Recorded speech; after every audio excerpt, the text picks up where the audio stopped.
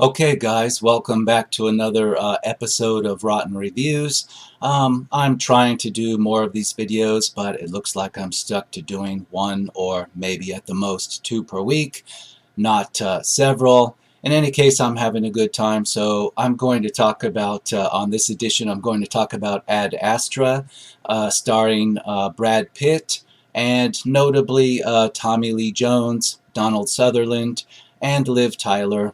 Um, First of all, I just want to comment that I held a lot of hope that this movie would entertain me, and it did at first. It got me to watch the whole thing. I thought, wow, this is a great setup, and I was hooked at the beginning, and I felt that I would see some revelation or see something develop towards the end, particularly at the end that would make it, worth my while, that I would come away with it saying that it was fantastic. And I had heard that people were a little bit disappointed with it. I hadn't heard how or why. Um, for some reason, and you can look at the tomato meter and the audience score, for some reason this film seems to have been forgotten about, and it's only now in the last couple of weeks shown up on HBO, and it's been on other streaming, I suppose, particularly with the movie theater shutdowns. A lot of things had come to streaming a lot faster than they would have otherwise. However, I just hadn't heard anything about this. There wasn't any buzz about it. Nobody's been talking about it. And so I knew it had, for some reason, been, I don't know if it was a commercial success or not, but it was very much forgotten quickly. And I found out why, particularly in the conclusion of this. It was very much not satisfying. However, what I want to touch upon first is to take a look at the tomato meter, which has a critics' fresh rating of 84%, with a total count of 367 critic reviews. That's quite a lot. That's what you would expect from a big budget movie with Brad Pitt and others. However, when you look at the audience score at 40%, the verified ratings are really low, 10,262 as of right now, June 13, 2020. That's incredibly low for a movie with, being a Brad Pitt vehicle and having all these other big actors and quite a budget. It's very low. It's very surprising to me. The audience score is not surprising at 40%. I can kind of agree with that. I think it could go up to 50-55%. I believe, in my opinion, the film still deserves to be rotten because it fails its expectations quite spectacularly. However, the production value is great. The stars, for the most part, their performances are up to par or above for what they were given to do by the script. Brad Pitt's performance was pretty much spot on. He had me convinced of who he was. His character came across very well to me.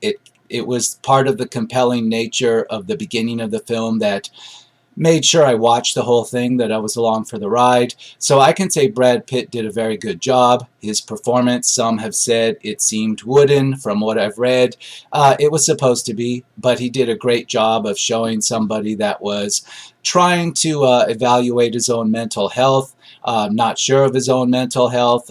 He was very much still traumatized, even though he wouldn't show it to people, about the loss of his father. It was also a prominent character in this film in most ways. However, this film, everybody's forgotten about it. Why don't we have more audience ratings? It doesn't make sense unless, of course, this film, for whatever reason, the word of mouth got out pretty quickly that it wasn't what it advertised itself to be in the trailers. And I can pretty much agree with that. I think the trailers and the marketing came across as some kind of big budget sci-fi adventure, fantasy, something that it would at least conclude with you having quite an emotional feel at the end. But unfortunately, the ending was very disappointing, and you're just left wondering what the point of it all was. Very much a different feeling from how I had going into this. I have to say, although it's going to sound very strange, that this film reminded me, despite the fact that it's in an entirely different genre completely, it very much reminded me of the feel of Apocalypse Now. And I know that's a strange thing to say, but it very much matches the themes of it, despite it not being a war film in most ways. It had a central character that was very much introspective, very much a narrator telling the audience how he felt, telling the background of the story, and it had him going into the heart of darkness, so to speak, which in this case wasn't the Vietnam jungle, but was the vast, lonely, scary reaches of black outer space. And it fit perfectly well. It was one of the factors that drove me into this thinking, wow, I'm going to see this through to see what happens. And in this case, you know, in Apocalypse Now, you had the character of Colonel Kurtz, who was somebody very much an A-star performer in the military, who was trusted by the military and sent on a mission into the heart of darkness. And he failed, and in this film, there's a parallel where Brad Pitt's father is this very famous explorer, part of U.S. Space Force, very famous astronaut, explorer, scientist, and everybody on Earth knows who he is, and he's so much a hero that even people are telling Brad Pitt, you know, we can't believe how great your father was and all that. He's got that type of hero status to him, and the U.S. Space Force sent him off on a mission, a very much pretty much classified mission, to not just explore the outer reaches of the solar system, but to take this technology that would somehow prove for once and for all, scientifically, if we were alone in the universe, in regards to finding another intelligent civilization out there somewhere, or signs of it. And he had gone rogue, just like the character of Colonel Kurtz. He went off reservation, so to speak. And the authorities, the powers that be in Apocalypse Now, the military, were portrayed as not the good guys, but people that very much weren't concerned that Colonel Kurtz had become this evil character so much. They were more concerned that he had just stopped taking orders from them. And they were not portrayed as the good guys, the authorities, the military authorities in Apocalypse Now. And in this film, the military authorities portrayed as a U.S. Space Force. It's military. It's like a fusion of the military and NASA. It is portrayed in the same exact way. Not the good guys. They're definitely not the good guys. They're definitely not concerned that Tommy Lee Jones might have, you know, become this evil character. No, they were concerned strictly with that he had somehow gone off the reservation, had gone dark, and they were very much concerned with that. And it's very similar to the setup in Apocalypse Now, despite it being an entirely different genre. And that was one of the main things that drove me into this, thinking this would be so fascinating to see this in space, and how was Brad Pitt's character going to evolve, what revelation was he going to discover. And the setup here, of course, it's different because in Apocalypse Now, Martin Sheen's character, he's not the son of Colonel Kurtz, although there are, you could make parallels to that way of thinking if you picked it apart enough. And this, Brad Pitt is literally the son of the rogue character. Unfortunately, this doesn't have a payoff, and that's where the similarities to Apocalypse Now end, because that movie was fantastic in a lot of ways. It's a classic. This, it tries to be that in space, and I haven't heard other people mention it, but very much it gave me that feel right from the beginning. It's just too similar. Definitely the military and the authorities in this are not the good guys. They're not necessarily evil, but they're definitely not the good guys. And they're very cold, just like space. I guess the vastness of space is also very cold. But let's get into the audience reviews before I ramble on too much and find out what other people think. Obviously, from the audience score, we're going to get a lot of low audience scores. As usual, this is an episode of Rotten Reviews, so I'm not going to entertain anything above a 3-star review. So let's get right into it. Let's start with the first one from 9 hours ago, making it, of course, very fresh. Ironically. 1 star. The tomato meter on this is so far off that I won't consider it a trusted source any longer.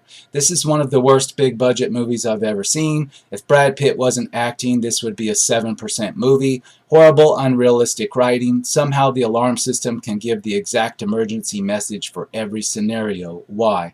Okay, well, speaking to that, this reviewer is saying that Brad Pitt's acting was great and it might have carried it, and I agree, it was. Brad Pitt's acting was spot on. He had me convinced of his character completely, And this reviewer also, he brings up a plot hole.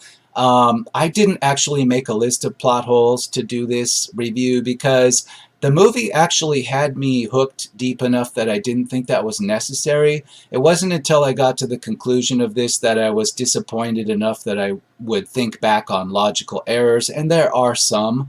And being that it's sci-fi, of course, you're going to find plot holes in it, as you would in fantasy, which sci-fi and fantasy nowadays are very similar genres in a lot of ways.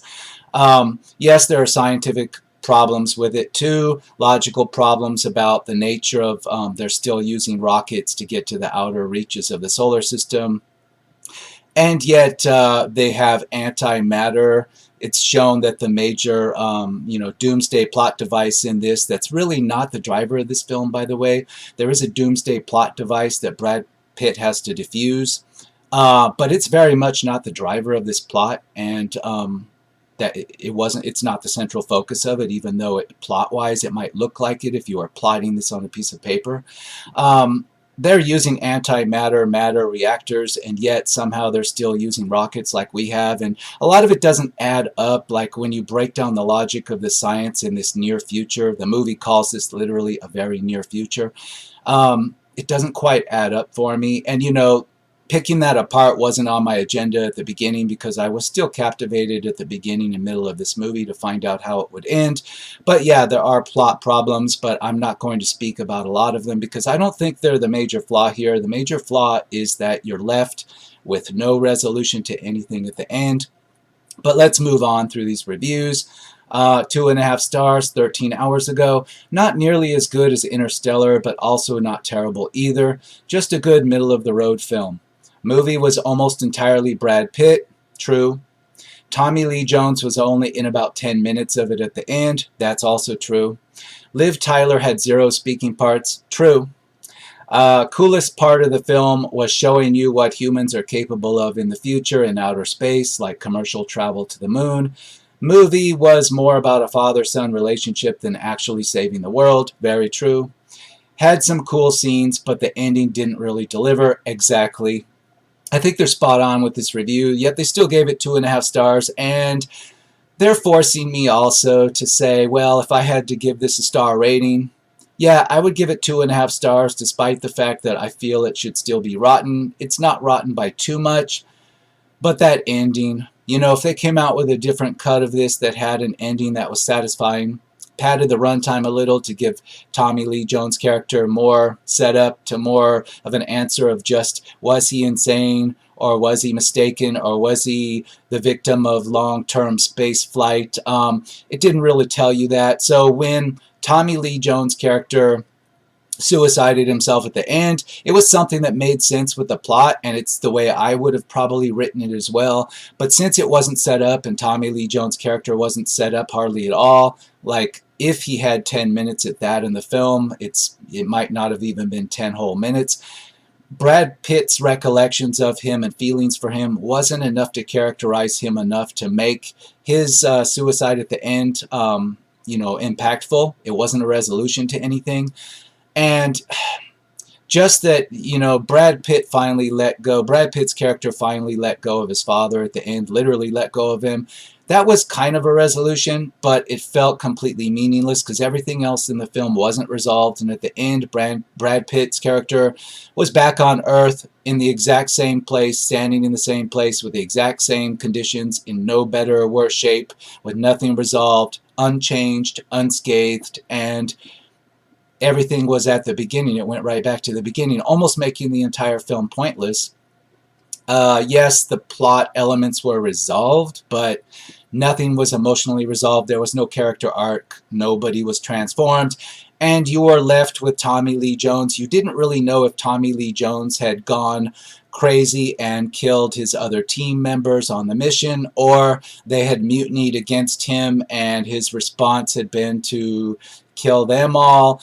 My feeling was that he had decided that he could not handle the fact that his science had told him there was no other intelligent life in the universe, and so he had decided not to give up. He couldn't accept it, and he had decided they were going to stay out outer solar system forever until they could prove otherwise. They had mutinied, or in his terms had mutinied, and he had decided to kill them off. So, but it didn't really resolve whether he was crazy or sane, because at the end, he behaved sanely. After being alone by himself 30 years in space, you would expect him to be stark raving mad, no matter what he was when this mutiny had occurred. And yet, he was very subdued and very rational, even rationally killing himself at the end. Didn't work at all. It was a big part of why the end of the movie was completely meaningless. But let's move on. 1 star, beyond boring. It's not too sure of what it really wants to or message that it's conveying. Yes, space is lonely. Brad also has the range of a wooden plank in this film, lots of illogical parts. No, Brad Pitt did a good job in this film. The problem was, maybe, yes, it was marketed as something else. And was it boring? Actually, another reviewer before this brought up Interstellar. I found Interstellar to be more boring than this, because Interstellar felt less compelling to me. Interstellar packed in a lot of other stuff. Um, Interstellar went on tangents that didn't go anywhere, worse than this film did. But Interstellar had a mostly satisfying ending. But overall, Interstellar, in its long running time, felt more boring to me in the traditional boring sense. So I disagree with that. But 1 star, I can understand why somebody gave it 1 star. They weren't expecting a character study that didn't have much character to it. Again, you have to have a change occur in your main character in a film like this. Even if the plot had the same resolution, which felt like there wasn't one in the actual plot, if the character had been changed, if he had had an epiphany, if he had been in different circumstances at the end, if his view of his father had changed, if any of these things had changed, if he had been a different person at the end, it would have felt satisfying. It didn't do that, though. It failed on that. I'm not going to entertain 4-star reviews. That's ridiculous. And there are 2 there. 2.5 stars. I was so hyped about this movie, but it honestly wasn't interesting at all. I don't know. I can sympathize with that. I was hyped. I was even hyped halfway through the running time. I thought I was going to be blown away by the end, and it was very disappointing. 1 star. I'm sorry, I must have watched a different Ad Astra film than all of these so-called critics. 84%? No way. This movie was totally garbage. The 40% fan score is way too generous. Another reviewer here recently said that Rambo Last Blood released the same week as this, and that it was way more entertaining. I agree, and I thought Rambo was craptacular. I can sympathize with that, and they're probably correct. This was you want to talk about Rambo. There was very little action in this, but that wasn't the part that disturbed me. I thought this wasn't, I could tell from the tone at the beginning this wasn't going to be an action film. In fact, I was surprised we got as much actual action and traditional sci-fi explosion type stuff as we got. I thought it was more than enough, but it just failed to execute what it promised. It promised some kind of character change at the end, and we didn't get that. It promised a revelation. We didn't get that. It wasn't because it wasn't an action film. Okay. 1/2 star. I watched this movie on HBO and was totally disappointed. That's me. Pointless direction with actors and just what was happening. This explains the low audience scores. However, there seems to be some problem with critics' reviews, not sure what. Well, when you talk about the critics and them giving this an 84%, meaning, of course, in Rotten Tomatoes terms, let's go back, that out of 367 of them, 84% of their reviews could be categorized as fresh.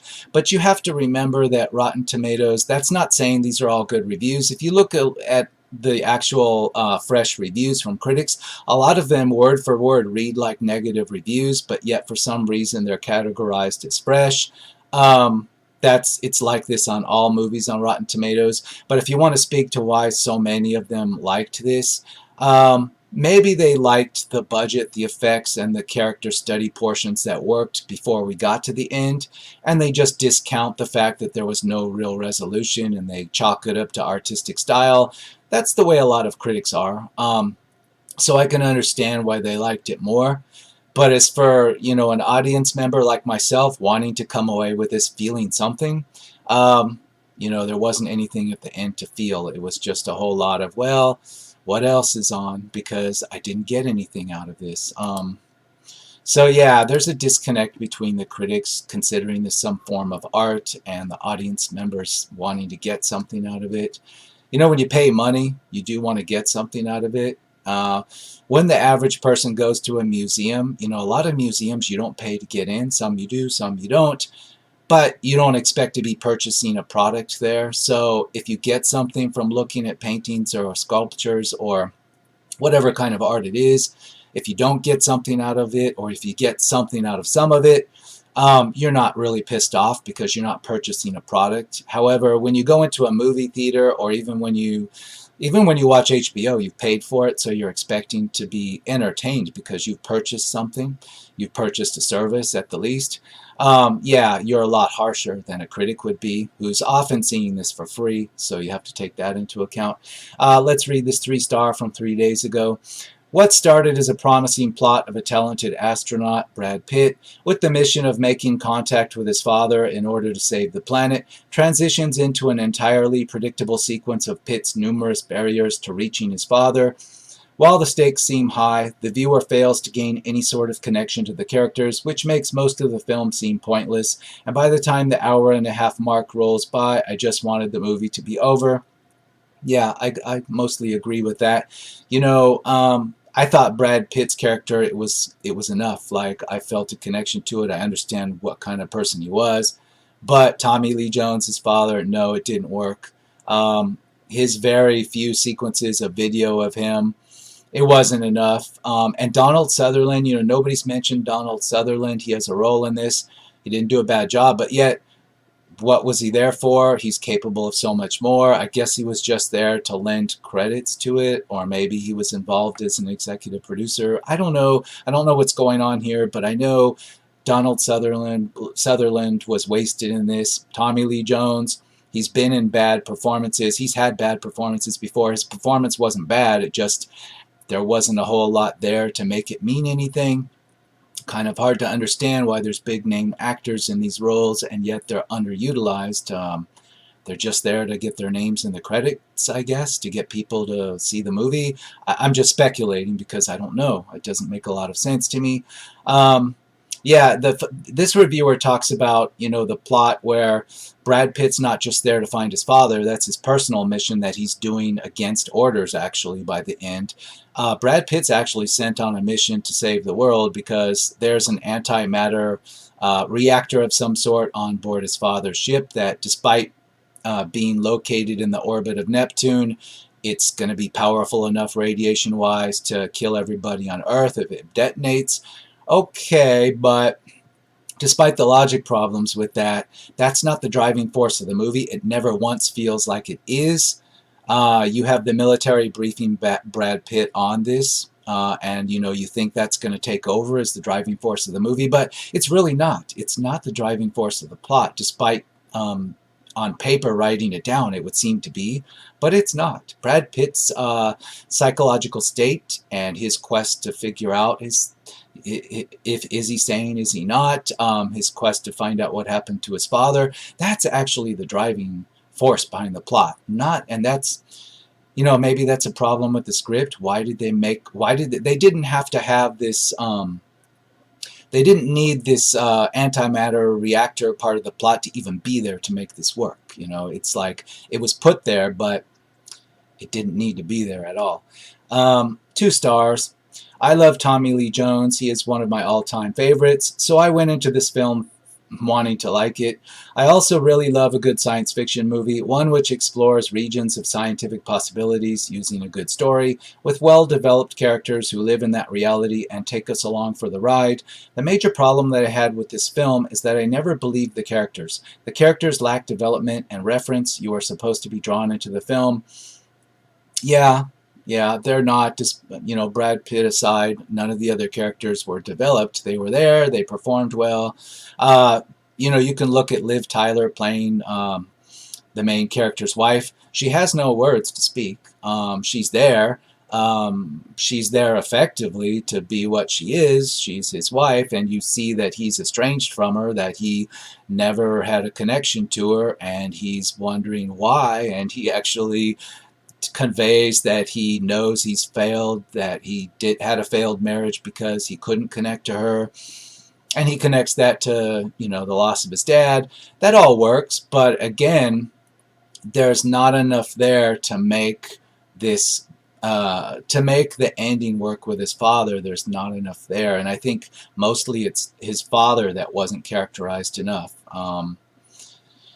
Anyway, you know, when you talk about science fiction, it does a very good job of, I mean, when you see the sequence where he's on the moon, they're in lunar buggies on the moon, it very much looks like what it should look like. If you look at the restored film from the Apollo missions, wow, it's like you're really there. They did a fantastic job. They had the budget. It's very convincing.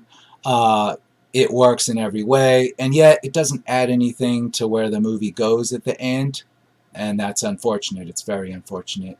2.5 stars. Stunning visual effects, but poor technical accuracy. Father-son interplay weak, as if just going through the motions. Yeah, they knew where they wanted to go. They went to the right place, and yet they didn't do the work, the characterization work, to make it work. It's like they went through the numbers correctly, but they didn't give us enough to work with to make it land, to make some kind of emotional impact at the end.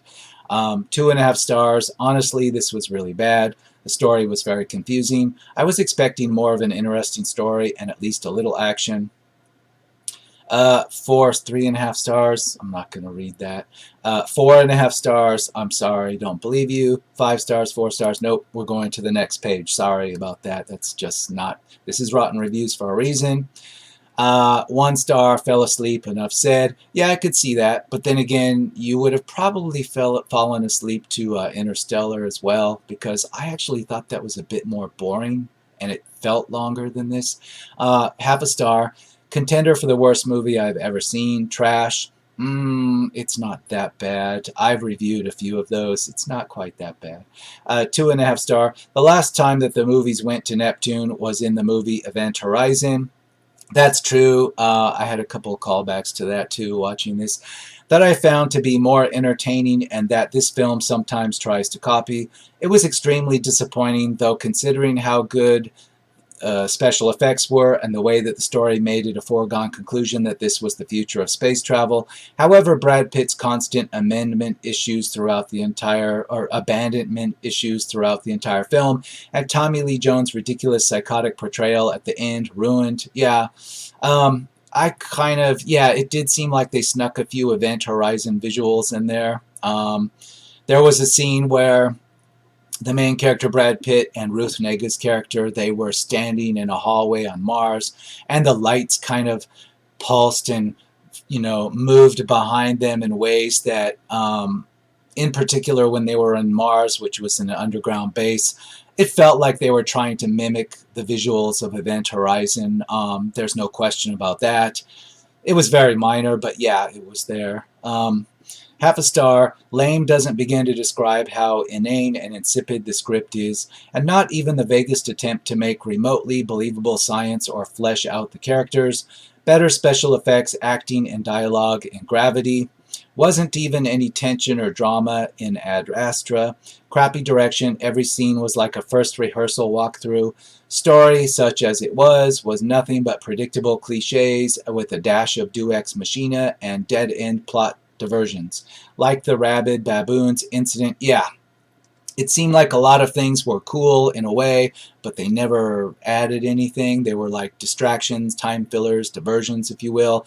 Yeah, it was very unexpected. You know, it kind of turned into a horror at one part where the crew, the ship that the main character was on, he's along on this ship going to Mars, and the crew is there, and they encounter a distress call from a ship that's a Norwegian ship, and it's like a scientific research vessel, and now you get the vibe of Event Horizon that this is going to suddenly divert into some kind of horror film, and yet it turns into like these rabid baboons had escaped from their lab on board the ship, the Norwegian ship, and had horrifically killed everybody, and they horrifically kill one of the astronauts, one of the team with Brad Pitt that go on board to try to be rescuers.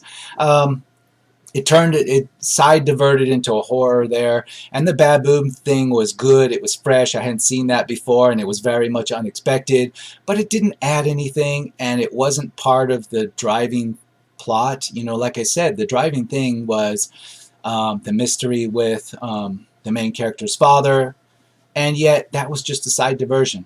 This diverted into a horror film for a little bit. It did a good job of that, but it didn't contribute anything to the main story. So yeah, half a star, slow moving plot that really goes nowhere, a total waste of my time. Well, again, I say it's not quite that bad. Interstellar, it seemed like it was more boring than this. If I was going to fall asleep to a movie, I'd fall asleep to Interstellar before I fell asleep to this. That's just my opinion, though. It can go either way. Somebody else, I know people think Interstellar is some kind of masterpiece. I don't know why.